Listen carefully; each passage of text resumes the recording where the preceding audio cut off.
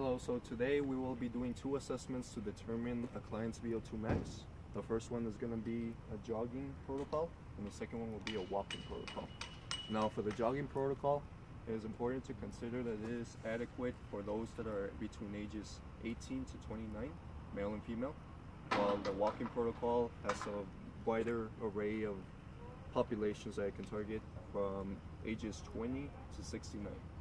Now, in order to do this protocol, you're going to need to have a subject and a 400-meter track field. And stopwatch. Now, before we start the protocol, we're going to have the subject start a warm-up. So, if we can start by stretching the hamstrings, just going high leg touches.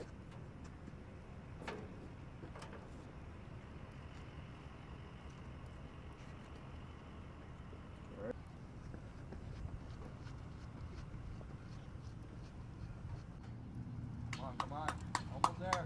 Finish strong. Nice. Now that the subject has finished the protocol, we can assess their heart rate. So by doing this, we're going to do the two-finger method.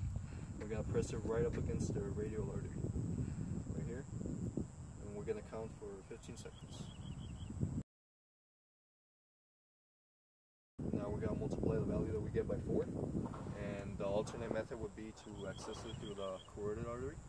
So it'll be the same two-finger method, press up against the carotid artery for 15 seconds. So it is important to mention that this protocol is a sub-maximal exercise exertion assessment and not a maximal. So that means that we want the subjects to ideally perform around 70 to 85% of their maximum exertion. So now that we completed one of those sub-maximal exercise protocols, we're going to perform another one called the Rockport or the walking. So now we're going to start by instructing the subject to perform the dynamic stretching for 10 to 15 minutes. And after they are thoroughly warmed up, we're going to have them walk 1 mile as fast as they can. Are you ready? Yes, sir. Alrighty. On your mark, get set, and go.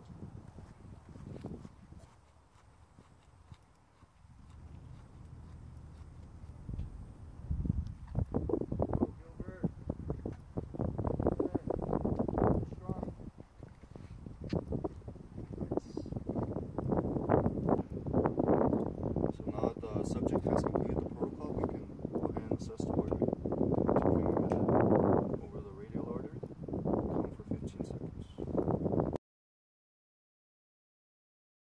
You want to double check your calculations, you can go ahead and go to the carotid artery and perform the same thing.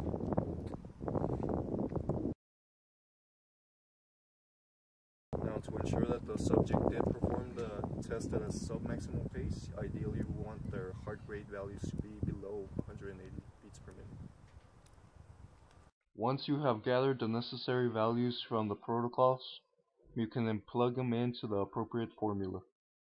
Plug in the corresponding data into the parentheses and follow the order of operations.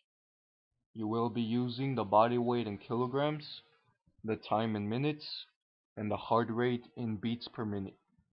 For gender, use the value of 1 for males and 0 for females. When giving the time in minutes, convert the seconds into a decimal by dividing the number of seconds by 60. For the Rockport test, use the displayed formula and plug in the corresponding data into the parentheses. Notice that the body weight in this formula needs to be given in pounds instead of kilograms like in the previous formula. Like in the previous formula, substitute the appropriate value for gender and convert the seconds into the decimal.